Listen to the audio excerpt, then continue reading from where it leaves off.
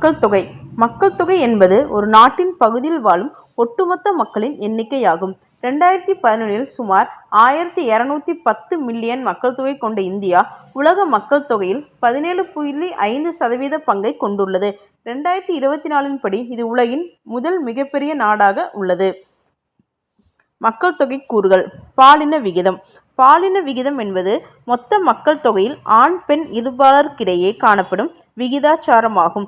இந்தியாவின் பாலின விகிதமானது 2011 ஆண்டின் கணக்கீட்டின்படி ஒவ்வொரு 1000 ஆண்களுக்கும் 933 பெண்களாகும்.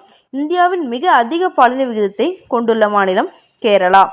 கேரளா 1000 ஆண்டுகளுக்கு 1084 பெண்கள் என்ற விகிதத்தை கொண்டுள்ளது. அதைத் தொடர்ந்து புதுச்சேரி 1000 ஆண்களுக்கு 1037 பெண்கள் என்ற விகிதத்தையும், தமிழ்நாடு 1000 ஆண்களுக்கு 996 பெண்கள் என்ற விகிதத்திலும் கொண்டுள்ளது. 2011 படி ஹரியானாவில் 887 பாலின விகிதம் மிக குறைவாக இருந்தது.